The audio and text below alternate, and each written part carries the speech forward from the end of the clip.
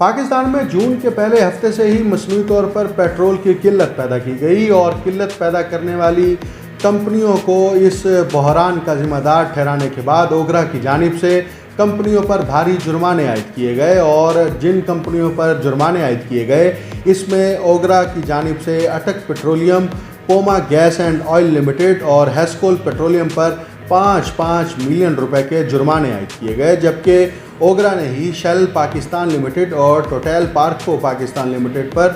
10 million روپے کے جرمانے عائد کیے اور یہ جرمانے اس لیے عائد کیے گئے کہ یہ کمپنیاں براہ راست مصنوعی قلت پیدا کرنے کی ذمہ دار ٹھہرائی گئیں اور جون کے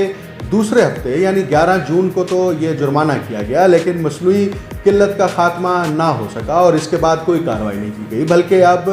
گزشتہ دن سے پاکستان کی عوام کی جانب سے سخت ترین رد عمل کا اظہار کیا گیا ہے کہ پیٹرول کی قیمت میں جو 25 روپے فی لیٹر تک اضافہ کیا گیا ہے، یہ پاکستان کی تاریخ میں ریکارڈ اضافہ ہے۔ اس اضافے کے ذریعے سے براہ راست کمپنیوں کو نوازا گیا ہے۔ یہاں پر انتہائی اہم ترین بات یہ ہے کہ پاکستان میں کیونکہ سرمایہ دارانہ جمہوریت ہے اور سرمایہ دارانہ جمہوریت میں جو سرمایہ ہے اس کو اولین فوقیت حاصل ہوتی ہے اور یہ سرمایہ جن سرمایہ کاروں کے ہاتھ میں ہے وہ کمپنیوں کی صورت میں پاکستان کے سسٹم کو کنٹرول کرتے ہیں۔ آج کے اس پروگرام میں ہم اسی پر بات کریں گے کہ قیمتیں جب بڑھائی جاتی ہیں یا قیمتیں کم کی جاتی ہیں تو اس میں کمپنیاں کیسے انوالو ہیں، اور اسی طرح اوگرا نے جو اپنی پیٹرولیم پالیسی نافذ کر رکھی ہے پاکستان میں، وہ پیٹرولیم پالیسی کس طرح سے ان کمپنیوں کو فوائد فراہم کرتی ہے۔ اس سے پہلے کہ ہم اس موضوع پر بات کریں، اگر آپ نے ہمارا چینل سبسکرائب نہیں کیا تو ہمارا چینل سبسکرائب کریں اور انٹولڈ سٹوری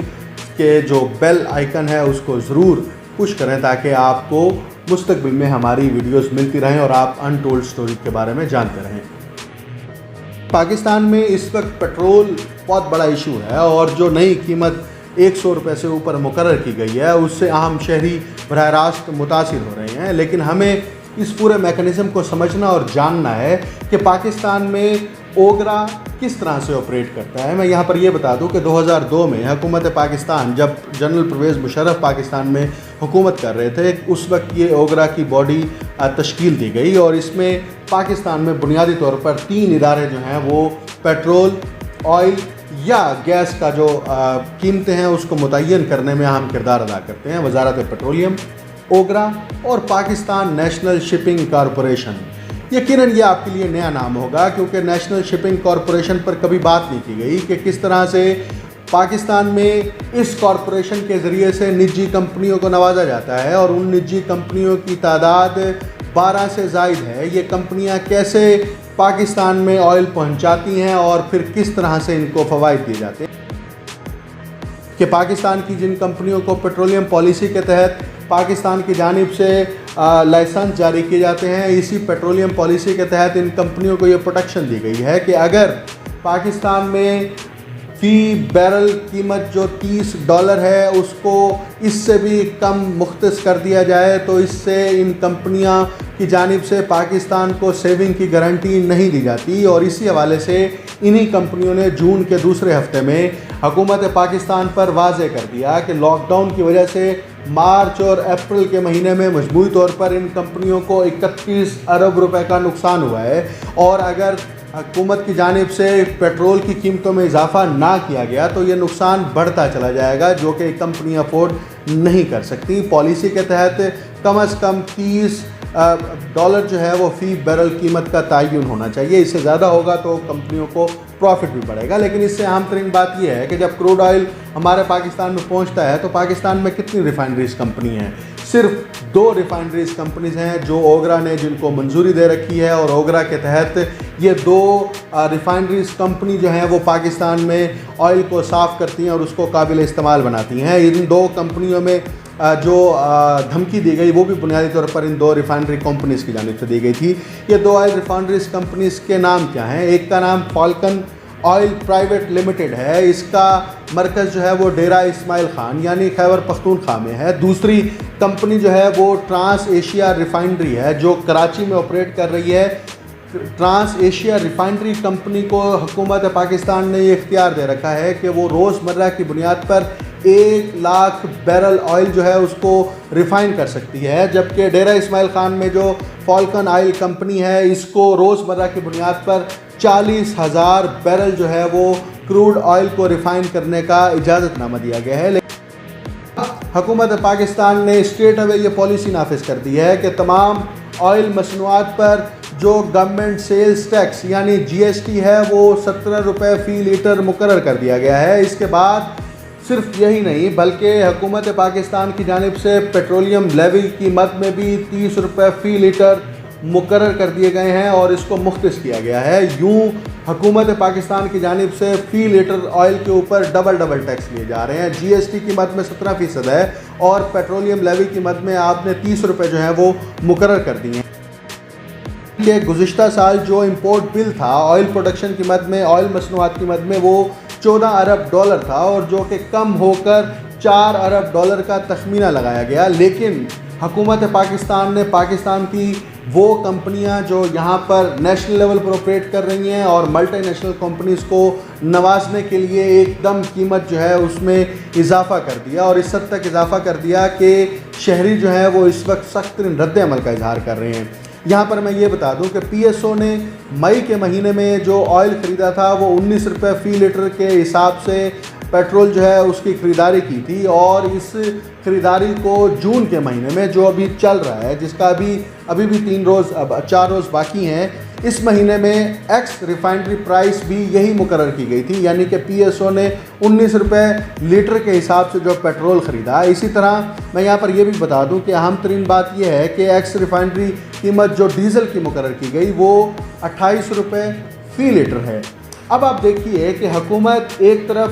جی ایس ٹی لگا رہی ہے، دوسری جانب حکومت جو ہے وہ پیٹرولیم لیوی کی مد میں پیسے چارج کر رہی ہے فی لیٹر کے اوپر، لیکن یہاں پر اہم ترین بات یہ ہے کہ پاکستان نیشنل شپنگ کارپوریشن کس طرح سے آئل پاکستان کی عوام تک پہنچا رہا ہے۔ یہ سرکاری محکمہ ہے، یہاں پر سرکاری آفیسرز ہیں۔ میں اس آگے آپ کو یہ بھی بتاؤں گا کہ اوگرا کی جو موجودہ چیئرمین ہے اس کا پروفائل کیا ہے، وہ بنیادی طور پر اس کا شعبہ کیا ہے اور وہ کس طرح سے اوگرا کے اندر داخل ہوئی۔ 18 کمپنیاں ہیں جو پاکستان نیشنل شپنگ کارپوریشن کے ساتھ مل کر کام کر رہی ہیں، اور ان 18 نجی کمپنیوں میں سے ایک بھی کمپنی کے پاس نہ تو ٹینکر ہے اور نہ ہی کوئی بحری جہاز ہے جس کے ذریعے سے آئل جو ہے وہ پاکستان کی پورٹس کے اوپر لایا جائے، لیکن یہ 18 کمپنیاں جو ہے وہ براہ راست منافع کی شیئر کرتی ہیں اور نیشنل شپنگ کارپوریشن ان کو تحفظ فراہم کرتی ہے۔ ان کمپنیوں میں جو اگر ہم نام لے لیں، بولین شپنگ ہے، Chitral shipping, Hyderabad shipping, Islamabad shipping, Johar shipping, Kaghan, Karachi shipping, Khairpur shipping, Lahore shipping, Lalazar, یہ ایک لمبی فہرست ہے، اور یہ کمپنیاں بنیادی طور پر پاکستان نیشنل شپنگ کارپوریشن کے ساتھ کام کر کے اپنا پروفٹ حاصل کرتی ہیں، اور صرف اپنے تعلقات کی بنیاد پر ان کمپنیوں نے 9 خرب 62 ارب روپے کا جو بنیادی طور پر کاروبار کیا ہے، اس پر پاکستان نیشنل شپنگ کارپوریشن نے اپنی 9 ماہی رپورٹ جاری کی تھی، اور 27 اپریل کو جب یہ رپورٹ اس ویب سائٹ پر ابھی بھی دستیاب ہے، آپ اس کا مطالعہ کر سکتے ہیں۔ اس رپورٹ کے مطابق پاکستان میں اس وقت نیشنل شپنگ کارپوریشن کے پاس 6 ٹینکرز ہیں اور 5 بلک کیریئر ہیں، جس کے ذریعے سے آئل جو ہے وہ یہاں پر لایا جاتا ہے۔ یہاں پر میں بتاؤں اب چیئرمین اوگرا کون ہے۔ چیئرمین اوگرا عظمیٰ عادل خان، جولائی 2016 میں ان کو تعینات کیا گیا، اور دلچسپ بات یہ ہے یہ اوگرا کی چیئرمین ہے، لیکن ان کے پاس صرف گریجویشن کی ڈگری ہے، جو پروفائل ان کی ویب سائٹ کے اوپر جاری کیا گیا۔ اس پروفائل کے مطابق عظمیٰ عادل خان نے پنجاب یونیورسٹی سے انگلش لٹریچر اور سائیکالوجی میں گریجویشن کی ڈگری حاصل کر رکھی ہے۔ اب سوال یہ ہے کہ محض گریجویشن کی تعلیم کی بنیاد پر پاکستان کے اتنے بڑے ادارے اوگرا کا چیئرمین مقرر کر دینا، کیا یہی اہلیت کافی ہے یا پھر ان کی پرچی ہے؟ ان کی پرچی کون ہے؟ حکومت کو بتانا چاہیے، اور ہمیں بھی یہ تلاش کرنا چاہیے کہ آخر کس طرح سے اوگرا کے اندر جو ہے وہ اس طرح کے افراد تعینات کر دیے جاتے ہیں۔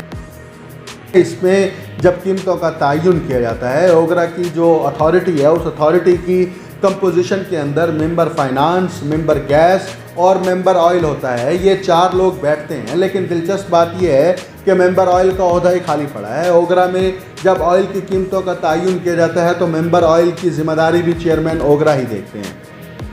اب آگے بڑھتے ہیں، آئل مارکیٹنگ کمپنی بنانی ہو تو پاکستان میں کیا کیا جا سکتا ہے؟ آپ کے پاس 50 کروڑ روپے ہیں، یعنی آپ صنعت کار ہیں، آپ سرمایہ کار ہیں، آپ 50 کروڑ کی انویسٹمنٹ کریں، 3 سالہ کے لیے یہ انویسٹمنٹ ہے۔ اگر آپ کے پاس موجود ہیں اور کم از کم ایکوٹی کی مد میں 10 کروڑ روپے آپ کے پاس ہیں تو آپ کمپنی کا لائسنس حاصل کر سکتے ہیں۔ اوگرا کے آپ آئل سٹوریج کا لائسنس حاصل کرنا چاہتے ہیں تو آپ کے لیے حیران کن بات ہوگی کہ اگر صرف آپ کے پاس 1 لاکھ روپے ہے تو آپ بھی اوگرا سے یہ لائسنس حاصل کر سکتے ہیں اور آپ آئل پاکستان میں اس کو آپ سٹور کر سکتے ہیں۔ یہی وجہ ہے پاکستان کے اندر ایسی کمپنیاں مڈل مین جو کہ آئل خریدتی ہیں اس کو ڈمپ کرتی ہیں، نہ تو ان کا کبھی نام ایکسپوز کیا گیا اور نہ ہی ان افراد کو منظر عام پر لایا گیا جو کہ عوام کی جیبیں خالی کرتے ہیں اور ہر مہینے عوام کی جیبوں پر ڈاکہ ڈالتے ہیں۔ کہ جو کمپنیاں آئل مارکیٹنگ کے طور پر رجسٹرڈ ہیں، جن کی تعداد مجموعی طور پر 34 ہے، ان کمپنیوں کو لائسنس دیا گیا ہے۔ یہ کمپنیاں ملٹی نیشنل کمپنیز کیا یہاں شیڈو کمپنیز ہیں، جس میں شیل کی بات کریں، ٹوٹل کی بات کریں یا پاکستان اسٹیٹ آئل ہے، یہ سب مل کر انہوں نے کارٹل بنا رکھا ہے اور اس کارٹل کے ذریعے سے قیمتوں کا تعین کیا جاتا ہے۔ ہمیں اس پورے کارٹل کے سسٹم کو سمجھنا ہوگا اور چیئرمین اوگرا سے لے کر وزارت پیٹرولیم اور پاکستان نیشنل شپنگ کارپوریشن کس طرح سے پاکستان کی عوام کا استحصال کر رہے ہیں، ہمیں اس نیکسس کو توڑنا ہوگا۔ اس نیکسس کو توڑنا ہے تو اس کے لیے ہمیں شعور حاصل کرنا ہے۔ وہ شعور کیسے ملے گا؟ یہاں پر میں آخر میں صرف ایک بات کروں گا۔ پاکستان کی عوام کل یعنی کہ 26 جون کو ہر پیٹرول پمپ پر 2-2 کلومیٹر لمبی قطاروں میں کھڑے ہو کر اس بات کا انتظار کرتی رہی کہ وہ کب سستا پیٹرول یعنی 75 روپے فی لیٹر پیٹرول ڈلوائیں گی اور اگلے دن ان کو مہنگا پیٹرول نہیں خریدنا پڑے گا۔ اگر پاکستان کی عوام 2-2 کلومیٹر لائنوں میں کھڑے ہو کر صرف 25 روپے فی لیٹر کے اوپر بچانے کے لیے انتظار کر سکتی ہیں، اس کٹھن مراحل سے گزر سکتی ہیں، گرمی برداشت کر سکتی ہیں، تو پھر شعور حاصل کرنے کے لیے بھی تپسیا کاٹنی ہوگی، شعور حاصل کرنے کے لیے بھی اپنے فکر کو بلند کرنا ہوگا، شعور حاصل کرنے کے لیے بھی ہمیں سسٹم کو سمجھنا ہوگا کہ سسٹم میں کس طرح سے صنعت کاروں کو یہاں پر تحفظ فراہم کیا جاتا ہے اور الٹیمیٹلی پبلک کا استحصال کیا جاتا ہے۔ جب تک پبلک کو